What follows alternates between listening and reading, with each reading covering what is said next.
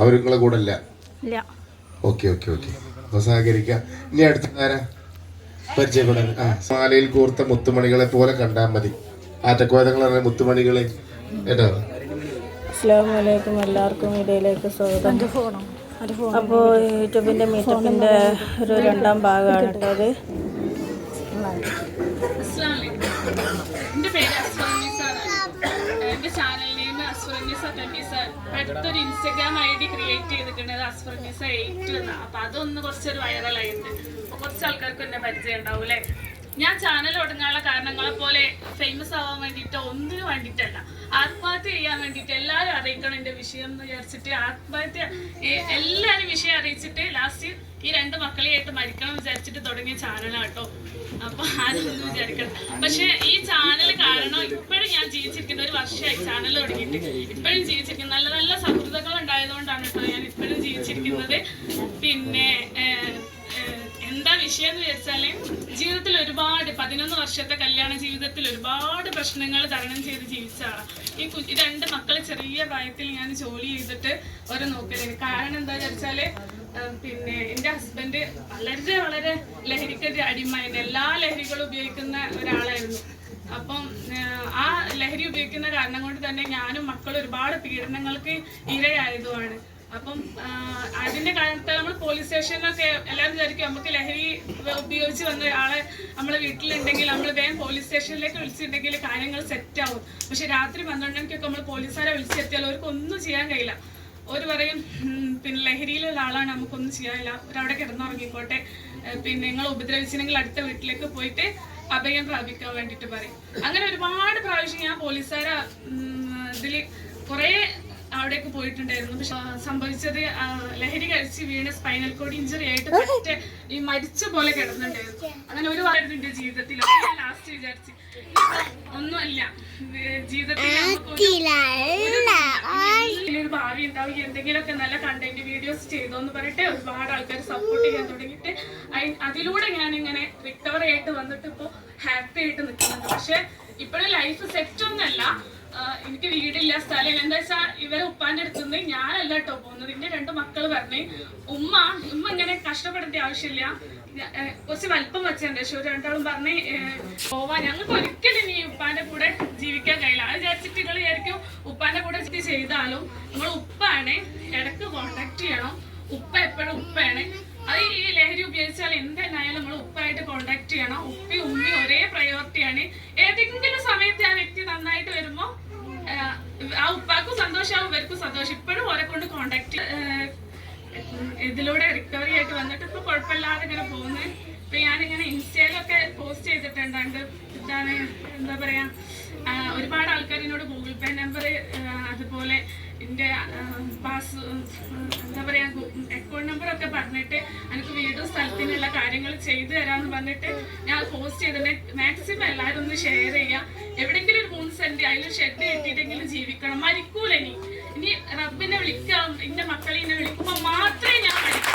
അല്ലാതെ ഞാൻ പോലെ ആത്മഹത്യ ചെയ്യുന്നത് തീരുമാനമെടുക്കാം കേട്ടോ. അപ്പൊ അത്രയൊക്കെ തന്നെ പറയുള്ളൂ. എല്ലാവരും ഒന്ന് ഷെയർ ആക്കാം. അസ്ഫറുന്നീസ 27 ആണ് യൂട്യൂബ് ചാനലിന്റെ പേര്. അതുപോലെ അസ്ഫറുന്നീസയോട് അസ്സലാമു അലൈക്കും. ചെറിയൊരു ഷോക്കൊക്കെ ഉണ്ടല്ലേ.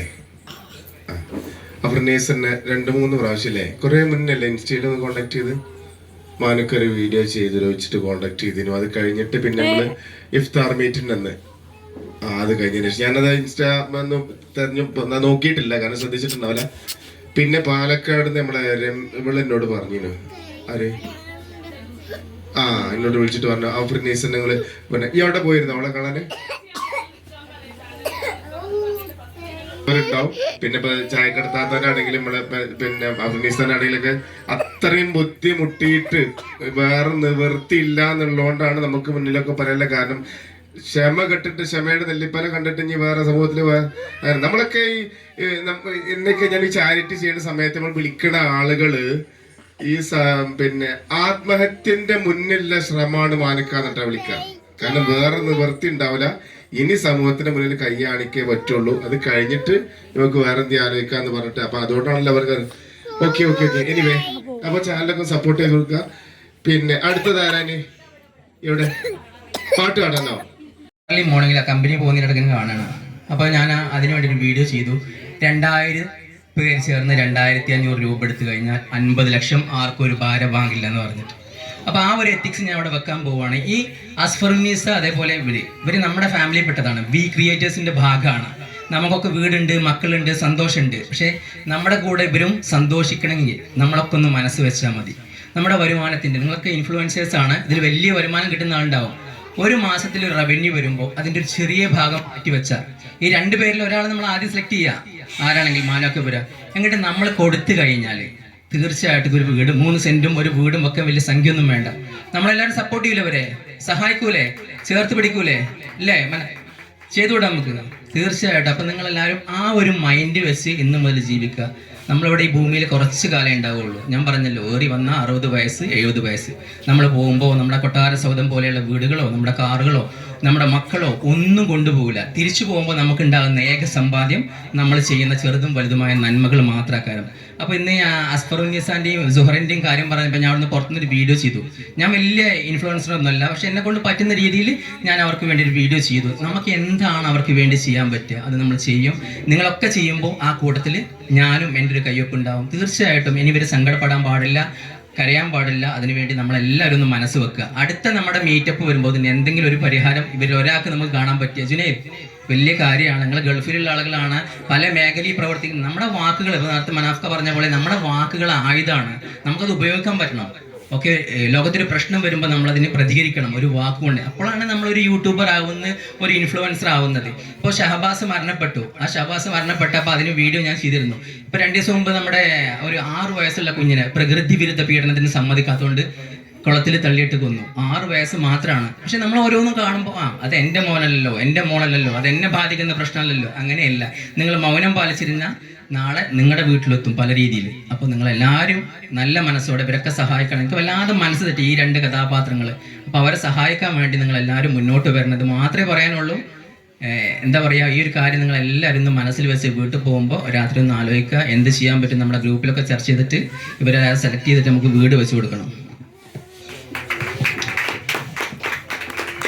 പിന്നെ ഇനി ആരാ ജസ്റ്റ് ഒന്ന് പരിചയപ്പെടുത്താൻ ആർക്കെങ്കിലും ചാനല് നിങ്ങളൊന്നും സംസാരിച്ചിട്ടില്ലല്ലോ. ഒരു എഡ്യൂക്കേഷണൽ പ്ലാറ്റ്ഫോമാണ്. അതായത് ഞാൻ എൻ്റെ ജോബ് ടീച്ചറാണ്, ടീച്ചിങ് ആണ്. അപ്പോൾ ഹയർ സെക്കൻഡറിയിൽ പഠിപ്പിക്കുകയാണ്. അപ്പോൾ അതിലുള്ള സബ്ജക്റ്റുകൾ, എല്ലാ സബ്ജക്റ്റുകളും ക്ലാസ് ആയിട്ട് എടുക്കും.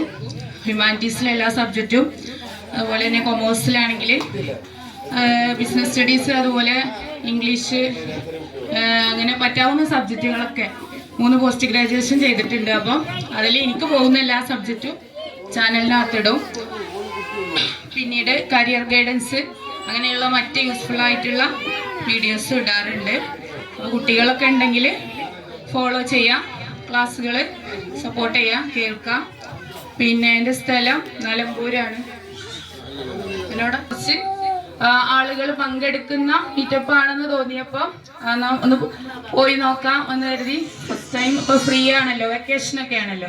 അപ്പോൾ അങ്ങനെ പങ്കെടുക്കാൻ നേരിച്ച് വന്നപ്പോൾ വളരെ സന്തോഷമായി. ഒരുപാട് നമ്മൾ യൂട്യൂബിനകത്തൊക്കെ കാണുന്ന ഒരുപാട് സെലിബ്രിറ്റീസിനൊക്കെ ഇവിടെ വെച്ച് കാണാൻ സാധിച്ചു. എസ്പെഷ്യലി നമ്മുടെ സെലിത്താനെ കണ്ടപ്പോൾ ഞാൻ കുറച്ച് എക്സൈറ്റഡ് ആയി. ഇവിടെ ഉണ്ടാവുമെന്ന് പ്രതീക്ഷിച്ചില്ല. അതുപോലെ മറ്റ് അഡ്മിൻ പാനലിലുള്ള മറ്റെല്ലാ മെമ്പേഴ്സും. അപ്പോൾ ഇങ്ങനെ ഒരു പരിപാടി കോർഡിനേറ്റ് ചെയ്ത നമ്മുടെ അഡ്മിൻ പാനലിനെ ഞാൻ അത്യധികം പ്രശംസിക്കുന്നു. ഇനിയും അവർക്ക് ഇതുപോലെ നല്ല രീതിയിൽ ഇതിൽ നന്നായിട്ട് പ്രോഗ്രാം സെറ്റാക്കാൻ സാധിക്കട്ടെ. അതിന് നമ്മളെല്ലാവരും സപ്പോർട്ട് ചെയ്യുക. കൂടാതെ ഇവിടെയുള്ള ഓരോ ഇൻഫ്ലുവൻസേഴ്സും, യൂട്യൂബേഴ്സ് ആയാലും ഇൻസ്റ്റഗ്രാം ഇൻഫ്ലുവൻസേഴ്സ് ആയാലും എല്ലാവരും പരസ്പരം അങ്ങോട്ടും ഇങ്ങോട്ടും സപ്പോർട്ട് ചെയ്യുക. Be happy and make others happy. Thank you.